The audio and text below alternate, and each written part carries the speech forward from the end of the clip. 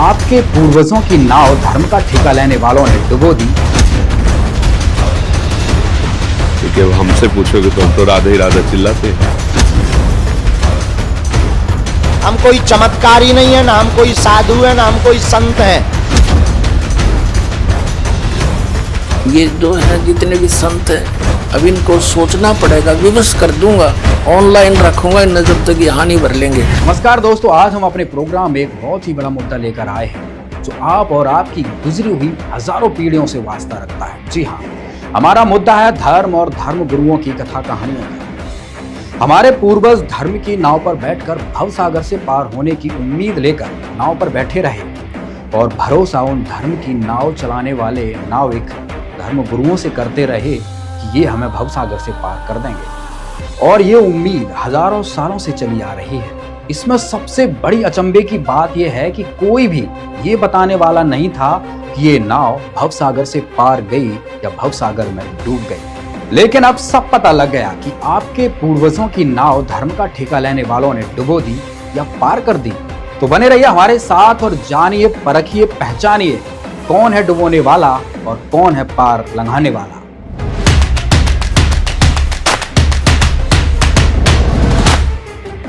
दोस्तों, यदि आपको बहुत सारे कथावाचकों और धर्म गुरुओं में से यह चुनाव करना हो कि कौन है जो धार्मिक शास्त्रों के अनुसार सत्संग कर रहा है और कौन है जो शास्त्रों में लिखी बातों को अनदेखा कर रहा है, मन मर्जी के किस्से कहानी सुनाकर साधकों का केवल और केवल मनोरंजन कर रहा है और उन भगवान की चाह रखने वाले साधकों का जीवन बर्बाद कर रहा है, तो आप किसको चुनेंगे? आपने सोच लिया होगा। बस यही चुनाव आपने इस पूरी वीडियो देखने के बाद करना है। आज हम इन कथावाचकों के बारे में बात करेंगे जिनके आज लाखों चाहने वाले हैं, लेकिन क्या हुआ है, शास्त्रों के अनुसार भक्ति बता रहे हैं? क्या उनके द्वारा बताई हुई कथा कहानी या उनके द्वारा बताए हुए मंत्र वेदों और शास्त्रों से मिलते हैं? क्योंकि कौन सही और कौन गलत, इसका फैसला किसी के बताए ज्ञान को कहने मात्र से नहीं होता है। यह तो तभी होगा जब उनके द्वारा बताई गई बातें हमारे वेद और गीता में सिद्ध होंगी। तो आइए देखते हैं ये वीडियो।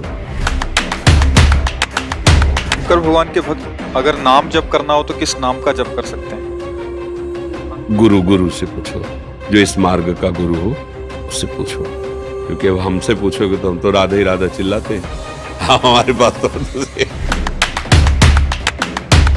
मेरी संपूर्ण सनातन धर्मावलंबियों से प्रार्थना है कि वे निरंतर राम नाम का आश्रय लें। सब जानते हैं पूर्णांक में 72 पंक्तियों में 9 दोहे में गोस्वामी जी ने राम नाम की महिमा और राम नाम की वंदना की। महामंत्र है राम नाम, और आप डावाडोल हो कि किस नाम ले किस नाम ले, तो व्यासपीठ कहेगी सीधा सरल छोटा राम नाम लो, महामंत्र है। हरे राम रामा राम हरे हरे, हरे कृष्णा कृष्णा कृष्णा हरे। सिर्फ इसी नाम जप से भगवान मिल जाएंगे। और तुम्हें क्या लगता है ये भगवान का नाम है? इससे बड़ा तो कोई श्लोक नहीं है, कोई स्तोत्र नहीं है, कोई वेद उपनिषद नहीं है इस नाम से बड़ा। और इसीलिए आपसे बार बार कह रहा हूं, ओम नमः शिवाय इस मंत्र का जाप खुद करो और अपने बच्चों से करवाओ। जाओ, जितने यहाँ विराजमान हैं, हम और आप शक्तियों को नहीं देख पा रहे, पर ये शक्तियां आपको देख पा रही हैं। जाओ, सबकी अलाय बलाय बालाजी के चरणों में बंध जावे। लेकिन रोज हनुमान चालीसा का पाठ कौन कौन पढ़ेगा? ओम बागेश्वराय नमः मंत्र का जाप। जाओ, आज से तुम्हारे घर पर बागेश्वर बालाजी की सेना पहुंच जावे। और कोई जो भी सुन लो, हम कोई चमत्कारी नहीं है, ना हम कोई साधु है, ना हम कोई संत है, हम एकदम उपद्री आदमी हैं। तो दोस्तों, देखा आपने वीडियो। दोस्तों, अगर ऐसे मंत्रों से दुख दूर हो जाएं और आपकी नाव भवसागर से पार हो जाए तो कल तो कोई भी कुछ भी मंत्र बना लेगा। कल तो अमेरिका वाले भी मंत्र बना लेंगे, ओम अमेरिकाय नमः। तो क्या उनके दुख दूर होने लग जाएंगे? उनको मोक्ष मिल जाएगा? नहीं होंगे। क्योंकि यह बिल्कुल ही शास्त्र विरुद्ध साधना है। खुद के बनाए हुए मंत्र हैं जो किसी को लाभ नहीं दे सकते। यदि आपको लाभ चाहिए, यदि आप सही भक्ति करना चाहते हैं तो देखिए जगत गुरु तत्वदर्शी संत रामपाल जी महाराज द्वारा वेद और गीता से प्रमाणित ज्ञान। तो परमेश्वर ने कहा कि जो बिचली पीढ़ी आवेगी उसके अंदर ये काल के दूत बहुत पनपेंगे। 12 पंथ तो ये लगातार हैं और काल ने कहा था और अनेक पंथ चलाऊं या वद जीवों को भरमाऊं। साधना करने का खूब कोशिश की हमने। अब पढ़े गीता और नाम ले हरे कृष्ण कृष्ण कृष्ण हरे हरे राधे राधे। कोई बात हुई या? बालकों का खेल बना रखा हमने, भगवान की तरफ जरा भी ध्यान नहीं दिया। गीता जी में है कहीं ये मंत्र, फिर जाप किस लिए कर रहे हो? परमात्मा का विधान है ये।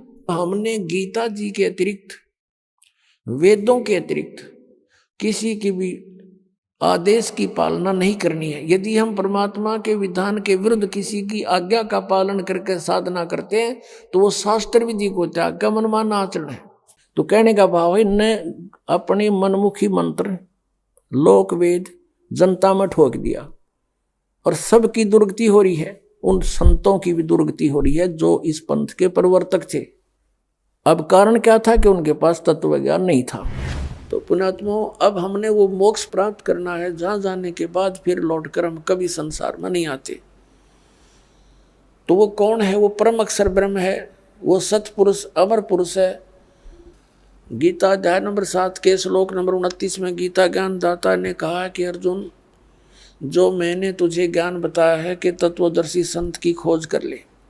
फिर वो तत्वदर्शी संत तुझे उस परमात्म तत्व का ज्ञान बताएगा, वो तत्व ज्ञान बताओगा तेरे को। उस तत्व ज्ञान को समझने के पश्चात उसमें लिखा 7वें अध्याय के 29वें श्लोक में कहा है कि जरा मरण मोक्षाय यतन्ति ते, जो माम आश्रित है, यानी मेरे द्वारा दिए गए इस ज्ञान को आश्रय बनाकर तत्वदर्शी संत की खोज कर लेते हैं। और जो केवल यहाँ जरा माने बुढ़ापा, वृद्धावस्था का दुख, मरण माने मृत्यु, जरा और मरण से छूटने के लिए जो प्रयत्न करते हैं और संसार की किसी वस्तु की जो डिमांड नहीं रखते, वे ब्रह्म तत्व विदु और वो उस परमात्मा तत्व ब्रह्म को जानते हैं और अखिलम च अध्यात्म, सारे अध्यात्म को जानते हैं और सभी कर्मों से परिचित है। यहाँ के सभी कर्मों से और पूरे अध्यात्म मार्ग से वो लोग परिचित हैं जो केवल जरा और मरण से मोक्ष के लिए ही प्रयत्न कर रहे हैं। 8वें अध्याय के प्रथम श्लोक में गीता ज्ञानदाता से अर्जुन ने पूछा, किम तत्ब्रह्म, जिस तत्ब्रह्म को जानकर प्राणी केवल जरा और मरण से, इस कष्ट से छूटने का प्रयत्न करता है, तो वो तत्ब्रह्म क्या है, कौन है वो भगवान? गीता ज्ञानदाता ने गीता अध्याय नंबर 8 के श्लोक नंबर 3 में उत्तर दिया है, वो परम अक्षर ब्रह्म है। देखिएगा अध्याय नंबर 7 का श्लोक नंबर 29, ये 29 नंबर है। इसमें कहा कि जरा मरण मोक्षाय माम आश्रित यतन्ति, ये माम आश्रित, मेरे इस ज्ञान का आश्रय करके कि तत्वदर्शी संत को खोज लो, तो वो यतन्ति, ये जो प्रयत्न करते हैं, जरा और मरण मोक्ष है, जरा और मरण के मोक्ष के लिए ही जो प्रयत्न करते हैं, ते ब्रह्म तत्विदु कृष्णम अध्यात्म चक्रम अखिलम, वह पूरे अध्यात्म को, तत्व ब्रह्म को और सभी कर्मों से परिचित हैं, जानते हैं। विदु माने जानते हैं। इन्हीं का अनुवाद पढ़ते हैं। जो मेरे शरण होकर जरा और मरण से छूटने के लिए, जरा माने बुढ़ापा, वृद्धावस्था होती है, इन्हों का लिख दिया ने, वे पुरुष उस तत्ब्रह्म उस ब्रह्म को, संपूर्ण अध्यात्म को, संपूर्ण कर्मों को जानते हैं। ये तीसरा श्लोक में ये कहा है 8वें अध्याय के कि केवल जो मुझे ही सब कुछ समझ रहे हैं वो मुझे ही जानते हैं, वो तो मुझे ही जानते हैं बस। फिर यहाँ बताया 8वें अध्याय का प्रथम मंत्र में अर्जुन ने पूछा गीता जी में, किम तत्ब्रह्म, किम अध्यात्म, किम कर्म पुरुषोत्तम, अधिभूतम से किम प्रोक्तम, अधिदेवम किम उच्यते। इसका वह ब्रह्म क्या है, और इसका 8वें अध्याय के तीसरे श्लोक में उत्तर दिया है गीता ज्ञानदाता ने।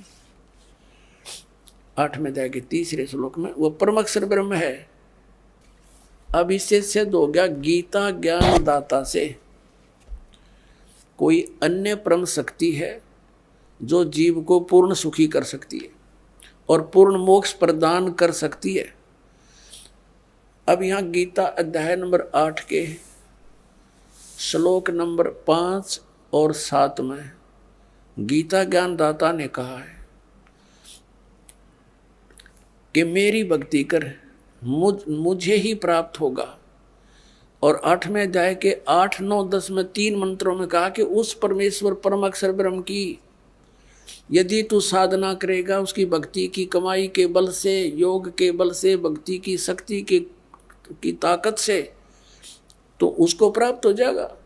8वें अध्याय के 13वें श्लोक में गीता ज्ञानदाता अपनी साधना का मंत्र बताता है, ओम इति एकाक्षरम ब्रह्म व्यवहारन माम अनुसमन ये प्रयाति तजन देहम स याति परमाम गतिम। मुझ ब्रह्म का केवल एक ओम मंत्र है, और जो इसकी अंतिम श्वास तक सिमरण करता हुआ, इसका अंतिम श्वास तक सिमरण करता हुआ छोड़कर जाता है, वो ओम से मिलने वाली परम गति को प्राप्त होता है। ओम से मिलने वाली परम गति कौन सी है? ब्रह्मलोक। 8वें अध्याय के 16वें श्लोक में कहा कि ब्रह्मलोक पर्यंत, ब्रह्मलोक में गए हुए प्राणी फिर वापस जन्म मृत्यु में आते हैं, तो इससे भी पूर्ण मोक्ष नहीं हुआ, जन्म मृत्यु का दीर्घ रोग कटा नहीं। फिर 17वें अध्याय के 23वें श्लोक में गीता ज्ञानदाता ने कहा है उस परम अक्षर ब्रह्म के पाने का, ओम तत्सदिति निर्देश ब्रह्मण त्रिविध समर्थ है। ब्रह्मण माने सच्चिदानंद घन ब्रह्म। देखिएगा 17वें अध्याय का 23वां श्लोक दिखाते हैं, अध्याय नंबर 17 और श्रीमद् भगवद गीता ये 23वां श्लोक है। ओम तत्सत इति निर्देश है ब्रह्मण त्रिवेद समर्थ है, ब्राह्मणा तेन वेदा च यगा च विहिता पुरा। इसका समझ क्या है? ओम से ओम तत् तत् सत सत, ओम तत्सत ऐसे ये 3 प्रकार का ब्रह्मण माने सच्चिदानंद घन ब्रह्म का नाम कहा है। ब्रह्मण माने सच्चिदानंद घन ब्रह्म कर रहे हैं, यानी परम अक्षर ब्रह्म समझो इसको, परम अक्षर ब्रह्म का नाम है यो। अब हम फिर आते हैं वापस 8वें अध्याय के, अध्याय नंबर 8 के ही वापस आ जाते हैं। ये देखिएगा 13वें श्लोक पे, ये देख 8वां अध्याय गीता जी का, और ये 13वां श्लोक यहाँ पर है 13वां। अब हम संस्कृत भी पढ़न जोगे हो गए, ऐसी बात नहीं, देवनागरी लिपि है या। ओम इति एकाक्षरम ब्रह्म व्यवहारण माम अनुसमरण ये प्रयाति तजन देहम स याति परमाम गतिम। अब ये गीता ज्ञानदाता कहता है कि माम ब्रह्म, मुझ ब्रह्म का, ओम इति, ओम यह एकाक्षरम, एक अक्षर है, नथिंग एल्स, व्यवहारण अनुसमरण यानी उच्चारण करके सिमरण करता हुआ, यह याति तजन दे प्रियाति तजन दे, हम जो शरीर छोड़कर जाता है इसका सांस सुमरण करता हुआ, यह याति परमाम गतिम, वह परम गति को प्राप्त होता है। यहां से शुरू होता है ओम ओम। जो पुरुष ओम इस एक अक्षर ब्रह्म को उच्चारण करता हुआ और उसके अर्थ स्वरूप मुझ निर्गुण ब्रह्म का चिंतन करता हुआ शरीर को त्याग कर जाता है, वह पुरुष परम गति को प्राप्त होता है। ओम से होने वाली परम गति वो कौन सी है? ब्रह्मलोक। ब्रह्मलोक में गए हुए प्राणी फिर पुनरावृत्ति में आते हैं। देखिएगा 8वें अध्याय का यही फिर 16वां श्लोक।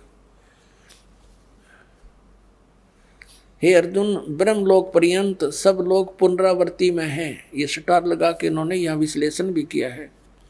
अर्थात जिनको प्राप्त होकर पीछे संसार में आना पड़े, वहां जाकर भी फिर वापस संसार में आना पड़े, ऐसे पुनरावृत्ति बोलते हैं इसको। पुनरावृत्ति, इसका विश्लेषण किया, पुनरावृत्ति का अर्थ डिफाइन किया इन्होंने।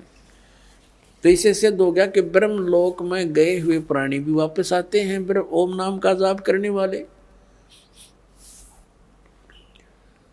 आगे गए ना बावड़े, रहते भी सब जाही, बिन साहेब की बंदगी कहीं छोड़ ठिकाना नहीं। तो कौन से मंत्र का जाप किया उन महापुरुषों ने जिनको मोक्ष प्राप्त हुआ? सतनाम का। और सतनाम है 2 अक्षर का, जिसमें एक ओम मंत्र है, एक तत् है, वो सांकेतिक है। श्रीमद् भगवत गीता अध्याय नंबर 17 के और श्लोक नंबर 23 में स्पष्ट किया कि ओम तत्सत इति निर्देश है ब्रह्मण त्रिविध समर्थ है। ओम और तत् जो सांकेतिक शब्द है, तत् ये दास बता सकता है इस पृथ्वी पर और किसी के पास नहीं है। यदि इस दास से चुरा कर नाम लेकर के और फिर उसने आगे कोई गुरु पद प्राप्त, आप पे स्वयंभू गुरु बनकर को दान कर रहा है, तो महा दुश्मन है समाज का। पहले वालों ने नाश कर दिया, वो और कर देगा। उससे भी हमने बचना है। ऐसे कोई पाखंडी कहीं मिल जावे, उससे भी बचाना है। जनता को समझाना है कि नकली है, इसको कोई अधिकार नहीं है। ठीक है, मानने उसका भला, ना तो भाई उनकी मर्जी, नहीं मानने तो कहीं भी जाओ, वो उनकी सजा मिलेगी फिर भगवान के दरबार में। तो सतनाम 2 अक्षर का है, एक ओम और एक तत्। और सत जो उसमें शब्द है वो आदि नाम है, उसको सार नाम भी कहते हैं, वो भी गुप्त है। तो गीता अध्याय नंबर 8 के श्लोक नंबर 13 में गीता ज्ञानदाता कहता मेरा एक ओम मंत्र है, बस, नथिंग एल्स। मुझ ब्रह्म का केवल एक ओम मंत्र है। और जो इस ओम का जाप करता है, इस ओम से मिलने वाली परम गति को प्राप्त होता है, वो ब्रह्मलोक है। ओम का साधक ब्रह्मलोक में प्राप्त हो जाता है और वहां से भी पुनर्वृत्ति में आता है, जन्म मृत्यु होती है। और तत् ये सांकेतिक है। 3 पुरुष हैं गीता जी अध्याय नंबर 15 के श्लोक नंबर 1 से लेकर 4 में और 16 और 17 में कंसेप्ट क्लियर कर रखा। संसार रूपी वृक्ष की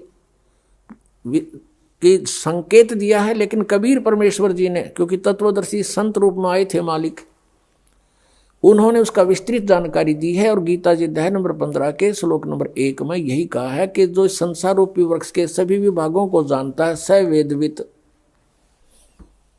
पत्तों सहित जानता है जड़ से लेकर, वो तत्वदर्शी संत है। वो स्वयं परमेश्वर ही आते हैं। वो चौथे अध्याय के 32वें श्लोक में वो भी स्पष्ट किया है कि ब्रह्म ने मुखे सच्चिदानंद घन ब्रह्म के द्वारा अपने मुख से बोली हुई वाणी में यज्ञों यानी धार्मिक अनुष्ठानों की जानकारी विस्तार से कही गई है। चौथे अध्याय के 34वें श्लोक में कहा कि उस तत्व ज्ञान को तत्वदर्शी संत ही जानते हैं, उनसे पूछो। अब एक तो परमात्मा स्वयं आकर बोल कर गए तत्वदर्शी संत के रूप में, वह तो ब्रह्मण मुखे होगी, परमात्मा की बोली हुई वाणी, कबीर वाणी। और फिर उस वाणी को कोई समझेगा, वो तत्वदर्शी संत है। तो आज तक कबीर परमेश्वर की वाणी को कोई नहीं समझ सका। इस दास पर मेहर करी परमात्मा ने, इन सदग्रंथों को जाना, सद्बुद्धि दी परमेश्वर कबीर जी ने और उनको खोला। अब हम उस प्रसंग पर आते हैं। तो परमात्मा ने जैसे गीता जी अध्याय नंबर 15 के श्लोक 16 और 17 में 3 पुरुष बताए, सरपुरुष, अक्षर पुरुष, 16वें श्लोक में 15वें अध्याय। फिर ये इनके विषय में बताया कि ये भी नाशवान, इनके अंतर्गत जितने प्राणी इनके लोक में वो भी नाशवान, केवल जीवात्मा किससे की नहीं मरती, वो तो गधे की भी ना मरती। फिर 17वें श्लोक में 15वें अध्याय में कहा है कि उत्तम पुरुष तो अन्य है। वो उत्तम पुरुष तो कोई और है, इन दोनों से न्यारा है, और वही परमात्मा कहलाता है। और वही लोकतरम अविषय विवर्ती अवय ईश्वर है। वो तीनों लोकों में प्रवेश करके सबका धारण पोषण करता है, वो है अविनाशी भगवान।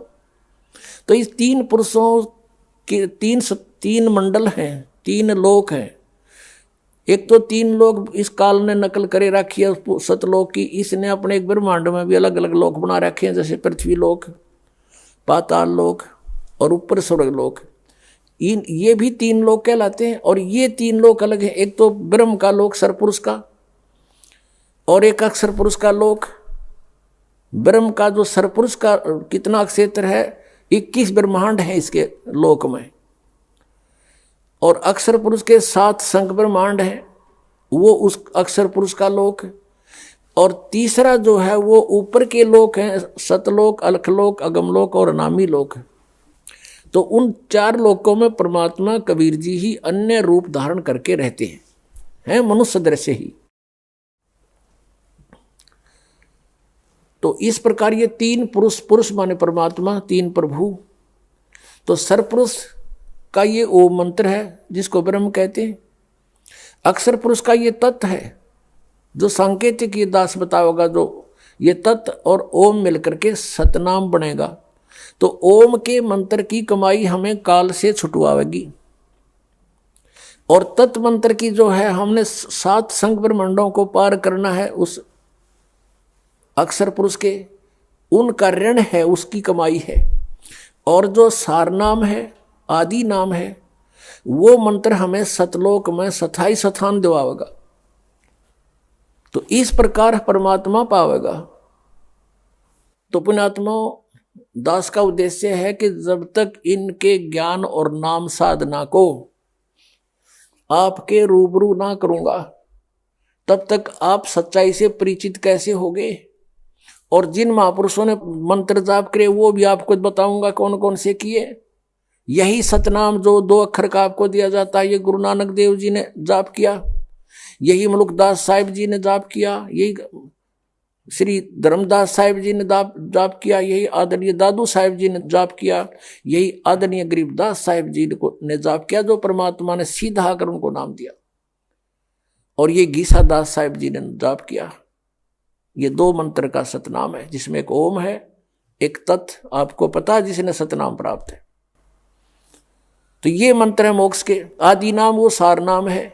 इन 3 मंत्रों से जाप का आपका मोक्ष होगा। लेकिन इनमें ग्रुप बना दिया, 2 अक्षर का 2 सतनाम हो गया, ओम और एक तत् मिला के। तत् अलग से है वो मंत्र, और सत भी अलग कोड वर्ड है, ये सांकेतिक शब्द है तत् सत। इनमें ओरिजिनल मंत्र कुछ और हैं जो दास बता सकता है।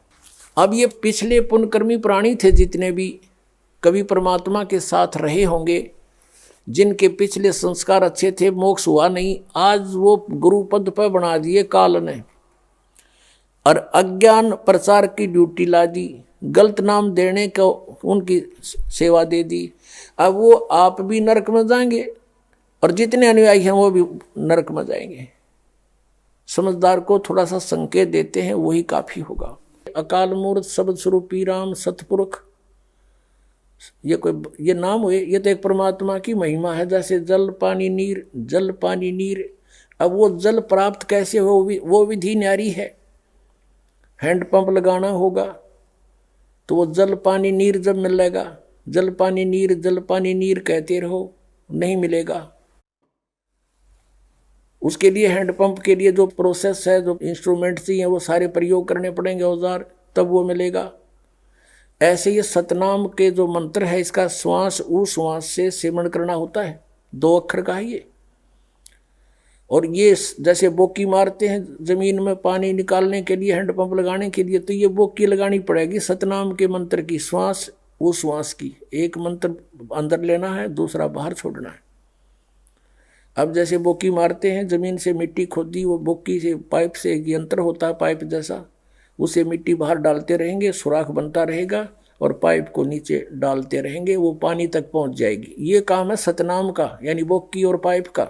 जल तक पहुंच गई पाइप, लेकिन जल मिला कैसे, वो फिर हैंडपंप लगाना पड़ता है, उसको भी हिलाना पड़ता है, उसकी भी क्रिया है। तब वो हैंडपंप जो है वो सार नाम है, आदि नाम है। उससे फिर वो जल मिले, जल कहो चाहे नीर कहो चाहे पानी कहो, उसको सतपुरुष कहो, अकाल मूर्त कहो, शब्द स्वरूपी राम कहो, वो इस सतनाम रूपी इस प्रोसेस से मिलेगा। 2 अक्षर का नाम सतपुरुष ये है, ओम और तत् है। ओम तत् सत तीन पुरुष है, सरपुरुष, अक्षर पुरुष और परम अक्षर पुरुष। परम अक्षर पुरुष सतपुरुष है, पूर्ण परमात्मा है। तो ओम और तत् ये दो मंत्र मिलके तो सरपुरुष और अक्षर पुरुष की साधना है। और तीसरा मंत्र परमात्मा का सार नाम है जो सतलोक में स्थायी स्थान देगा, जिससे हैंडपंप समझो सार नाम। तो इसी प्रकार ये तीनों नाम जाप के हैं। आदि नाम भी जाप करने का है और सतनाम के 2 अक्षर का भी नाम जाप करने का है। सन 1971 में इन्होंने एक भविष्यवाणी की है। किसने? श्री तुलसीदास साहेब मथुरा वाले जय गुरुदेव पंथ के प्रवर्तक ने। वो आपको उन्हीं की पुस्तक से पढ़कर सुनाते हैं। फिर आप बुद्धिमान हो, देखना वो किसके ऊपर खरी उतर रही है। एक पुस्तक है जय गुरुदेव की अमरवाणी भाग 2। जय गुरुदेव की अमरवाणी भाग 2। और ये कहाँ से छपी है? ये है शाकाहारी सदाचारी बाल संघ के से संकलित। प्रकाशक है दिव्या शर्मा, 88 साकेत कॉलोनी मथुरा से। मुद्रक है अर्जेंट प्रिंटर्स, पुराना बस स्टैंड मथुरा से। और ये है वो महात्मा, महान आत्मा। अब इनके ये हाथ भी गले पड़े हैं। इस अतिथि में आगे काफी एज्ड हो गए। अब ये परम संत तुलसीदास जी महाराज। अब ये श्रद्धालु तन्य हो गए, विश्व को शांति अब इन्हीं से मिलेगी। और ये क्या कहते हैं, ये इन्होंने ये ना समझा। अब इसके प्रश्न नंबर आपको 50 पे दिखाते हैं। ये देखिएगा, ये है प्रश्न नंबर 50। सहकारी पत्रिका 7 सितंबर 1971 में स्टेटमेंट दी है इन्होंने। 7 सितंबर 1971 में इनकी स्टेटमेंट प्रकाशित हुई है। क्या? किसकी? तुलसी साहिब जी की, तुलसीदास जी की। और ये इस ब्रैक इसमें बॉक्स के अंदर है, हम यहाँ से लेते हैं। वह अवतार जिसकी लोग प्रतीक्षा कर रहे हैं 20 वर्ष का हो चुका है। 7 सितंबर 1951 को वो 20 वर्ष का हो चुका है। इस दास रामपाल दास की डेट ऑफ बर्थ है 8 सितंबर 1951। 7 सितंबर को दास पूरा 20 वर्ष का हो चुका है और 8 सितंबर को 21वां वर्ष शुरू हो जाता है। 7 सितंबर 1971 को वो 20 वर्ष का हो चुका है। यदि उसका पता बता दूं, फिर पढ़ो, वह अवतार जिसकी लोग प्रतीक्षा कर रहे हैं 20 वर्ष का हो चुका है। यदि उसका पता बता दूं तो लोग पीछे पड़ जाएंगे। अभी ऊपर से आदेश बताने का नहीं हो रहा है। मैं समय का इंतजार कर रहा हूं और सभी महात्माओं ने समय का इंतजार किया है। समय आते ही सबको सब कुछ मालूम हो जाएगा। अब पुण्यात्माओं, ये पुण्यकर्मी प्राणी था और सन 1954 से लेकर आज तक देखो कितने वर्ष हो गए इसको, लगभग 67 वर्ष हो गए। और आज से इसने 40 वर्ष पहले ये भविष्यवाणी करी थी कि वो 20 वर्ष का हो चुका है वो अवतार। और ये कहें इससे शांति मिलेगी, किससे? यो श्री तुलसीदास जी से। और ये कहता है और संत है कोई, वो अवतार है, वो प्रगट हो चुका है और उसके 20 वर्ष की आयु वाली है। अब 59 पृष्ठ पर इसी के इस पत्रिका के 59 पृष्ठ पर दिखाते हैं आपको। 59 पर इन्होंने क्या भविष्यवाणी की है ये देखिएगा। ये वही जय गुरुदेव की अमरवाणी है और इसकी हम 59 पृष्ठ पर पढ़ेंगे। 59 यहाँ से शुरू करते हैं। परिवर्तन का कारण भारतवर्ष बनेगा। भारतवर्ष में को विश्व में परिवर्तन का कारण अब बनना होगा। त्रेता में विश्व युद्ध का कारण भारतवर्ष था और द्वापर में भी विश्व युद्ध का कारण भारतवर्ष था और इस समय भी भारतवर्ष को ही कारण बनना होगा। मुस्लिम राष्ट्रों में भारी कलह होगी। सभी मुसलमान आपस में लड़कर समाप्त हो जाएंगे। अधिकांश छोटे छोटे देश टूटकर बड़े राष्ट्रों में मिल जाएंगे। भारतवर्ष इन सब का अगुवा होगा। चीन के समस्त वैज्ञानिक प्रगति को चूर्ण करके चीन को नष्ट कर दिया जाएगा। चीन में बचे खुचे लोगों की सहायता भारत करेगा। इसी बीच तिब्बत भारत को मिल जाएगा। यदि सभी राष्ट्र आपस में मिलकर भारतवर्ष पर आक्रमण करें तो भी इसे कोई जीत नहीं सकता है। भारत में नए सिरे से संगठन होगा। यदि विश्व के सभी राष्ट्र जी जान से यह प्रयास करें कि सुरक्षा परिषद अमेरिका से हटकर भारतवर्ष में न जाने पावे तो यह कदापि नहीं होगा। सुरक्षा परिषद भविष्य में भारत में चली आएगी। महापुरुष का जन्म भारत के एक छोटे से गांव में हो चुका है, जिसके विषय में 7 सितंबर 1971 को ये स्वामी तुलसीदास जी कह रहे हैं वो 20 वर्ष का हो चुका है उसका जन्म। अब बता है, अब ये है सहकारी पत्रिका 28 अगस्त 1971 को इसने स्टेटमेंट दी। इसमें नाम नहीं बताया। फिर 7 सितंबर को क्लियर कर दिया कि आज वो 20 वर्ष का हो चुका है। इसमें लिखा कि महापुरुष का जन्म भारतवर्ष के एक छोटे से गांव में हो चुका है और वह व्यक्ति मानव इतिहास का सबसे महत्वपूर्ण व्यक्ति बनेगा। उसे जनता का इतना बड़ा समर्थन प्राप्त होगा कि आज तक किसी को नहीं मिला है। वह महापुरुष नए सिरे से विधान बनाएगा और वह विश्व के संपूर्ण देशों पर लागू होगा। उसका एक झंडा होगा और एक भाषा होगी। अपने आत्माओं, कबीर परमेश्वर आए थे क्योंकि वो परमात्मा है, उनकी जानकारी, क्योंकि वे स्वयं परमेश्वर हैं और परमेश्वर की महिमा को परमेश्वर ही जान सकता है। इसलिए उन्होंने अपनी महिमा आपा आके बताई कि हम ही अलख अला हैं कुतुब गोस और पीर, गरीबदास खालिक धनी हमरा नाम कबीर। अब रामानंद जी से परमात्मा कबीर जी अपना परिचय दे रहे हैं, लेकिन वो समझ नहीं पा रहे कि ये सच्चाई बोल रहे हैं। जैसे तुलसीदास जी हुए हैं जो जिन्होंने रामायण लिखी है। कौन सी रामायण? श्री रामचंद्र जी वाली रामायण लिखी है। उनकी दिव्य दृष्टि खुल गई थी। इस दिव्य दृष्टि की कुछ रेंज होती है, जैसे सूक्ष्मदर्शी की होती है दूरबीन की। उसकी अपनी अपनी रेंज होती है, कहाँ तक देख सकती है। तो ऐसे उस तुलसीदास जी ने लाखों वर्ष पहले की घटना घटी हुई श्री रामचंद्र जी और रावण के बारे में वो एज इट इज अपनी भाषा में, अपने लैंग्वेज में, चौपाइयों में, दोहों में लिख दी। इसी प्रकार आदरणीय गरीबदास साहिब जी ने परमात्मा से परिचित होकर के परमेश्वर ने उनका ज्ञान योग दिव्य दृष्टि खोल दी थी। उसके बाद गरीबदास जी ने परमेश्वर के पहले और आगे के सब घटनाओं का, दृष्टांतों का विवरण अपनी लैंग्वेज में, अपनी वाणी में लिखा है, तुलसीदास जी की तरह।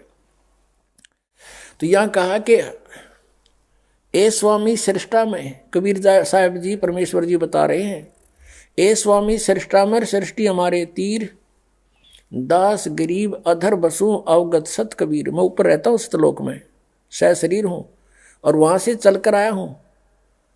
परमात्मा जन्म नहीं लेते। कोई ये कहे कि हमारे गुरु जी भी चल कर आए हैं, ये तो जन्म लेकर आए माता से।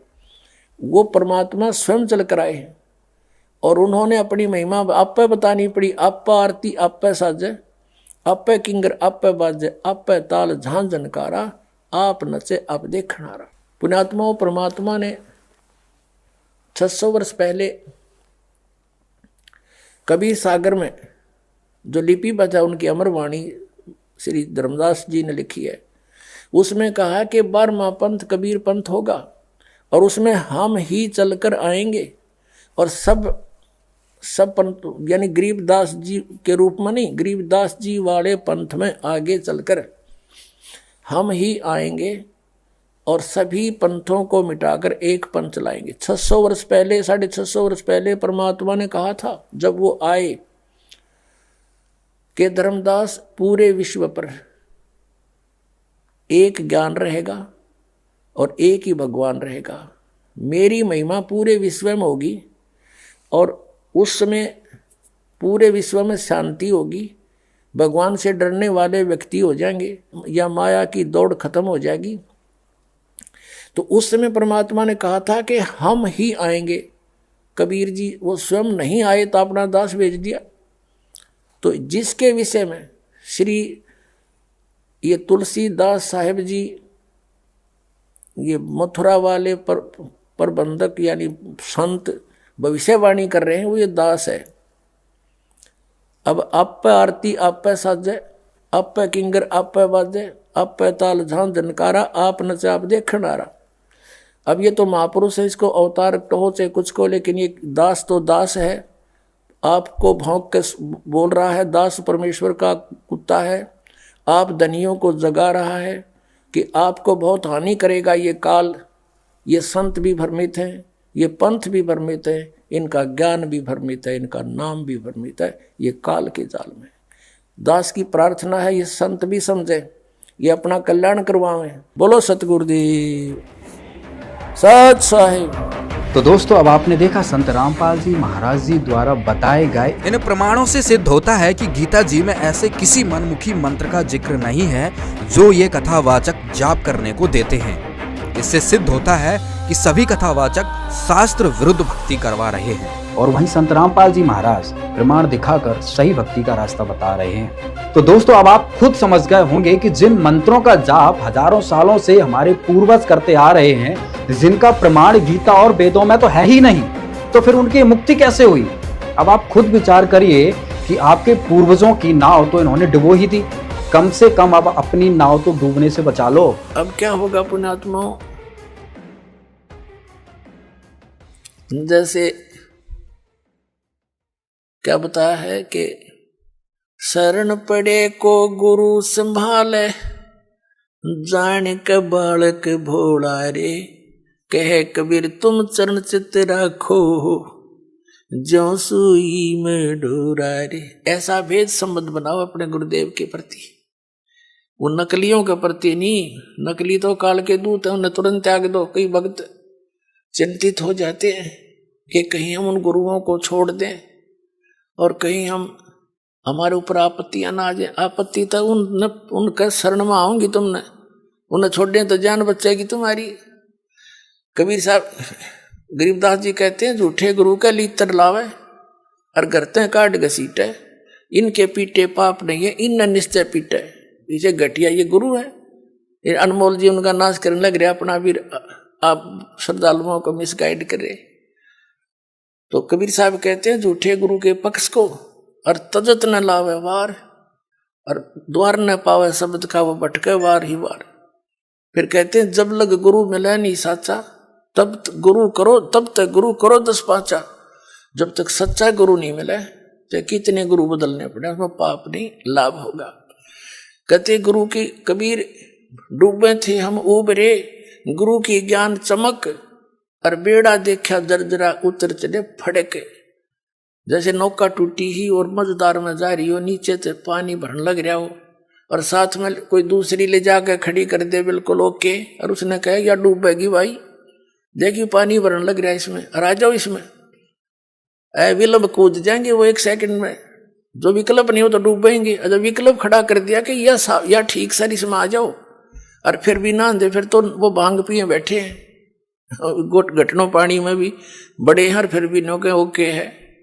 तो जो दास प्रमाण दिखा रहा है और ये नौका साथ में खड़ी कर दी कि ये है ओके इसमें आ जाओ, और यह सारी डूबेगी तुम्हारी, और अब भी उनको नहीं छोड़ रहे, उन्हें तो फिर नशा गणा हो रहा है।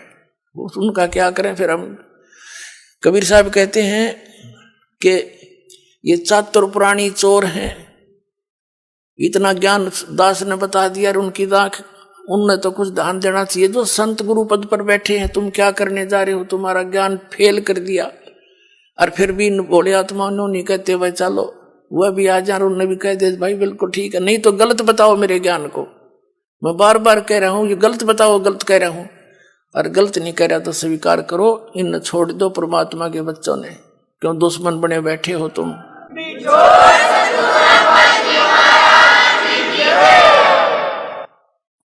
तो पुण्यात्माओं ये जो है जितने भी संत हैं, अब इनको सोचना पड़ेगा। विवश कर दूंगा, ऑनलाइन रखूंगा इन्हें जब तक ये हानि भर लेंगे। कहा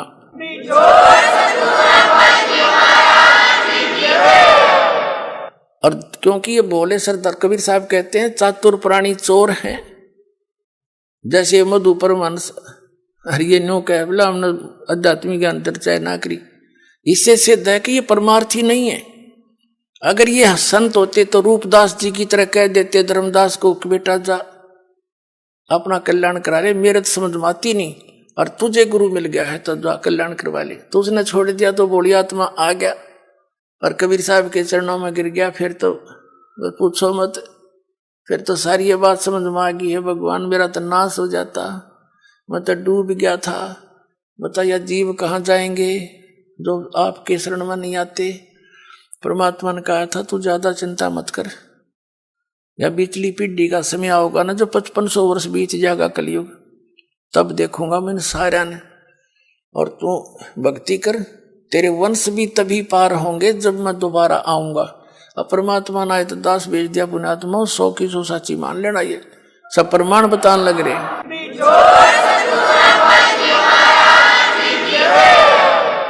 तो कबीर साहब कहते हैं चातुर प्राणी चोर हैं, मूड मुग्ध हैं ठोठ। इतने प्रमाण देख के भी जो मूर्खा के चिपके रहेंगे नकलियां के, कहते वो तो मूड मुग्ध हैं ठोठ, वो तो कति ओलंड है देसी भाषा में कह रहे बौड़ी बूझ है। इतने प्रमाण देख के और फिर उनके बैठे उन सतगुरु मान रहे हैं, और फिर परमात्मा कहें जय वो फिर भी नहीं आते ना, हमने उनकी जरूरत भी नहीं है। चातुर प्राणी चोर हैं ये, मूड मुग्ध हैं ठोठ, और संतों के नहीं काम के उनको दो गलजोट, वो तो और दृढ़ कर दो उनको, मरे रहो वहीं पर। इतना ज्ञान समझ के भी ना मानते। तो पुण्यात्मा प्रसंग चल रहा था कि कर लो गुरु वकील मुकदमा भारी है। बहुत सबसे खतरनाक केस यू है आपका इस सृष्टि में कोई है तो आप काल की जेल में बंद हैं, और ये सिर्फ काल की खुली जेल है। आप ही से बच्चे पैदा करवा कर आपको एक और बंधन में बांध रहा है, और अपना करो धंधा रखाओ हैं और मर जाओ, फिर गधे बन जाओ। दूसरी जेल वो कठिन जेल में भेज दिया। तो कहने का भाव ये है कि अब आपको ये दास वकील मिल गया इस पृथ्वी पर, दूसरा वकील इस वकालत करनिया नहीं है इस काल के साथ में।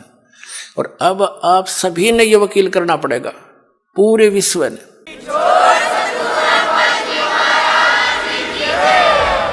इस पूरी पृथ्वी पर जगत गुरु तत्वदर्शी संत रामपाल जी महाराज जी के ही पास पूर्ण आध्यात्मिक ज्ञान है। आप संत रामपाल जी महाराज के मंगल प्रवचन प्रतिदिन सुने और आध्यात्मिक ज्ञान की गुत्थी को सुलझाएं। वीडियो देखकर यदि आपके मन में कोई सवाल उठा हो तो हमें जरूर कमेंट्स करके बताइए।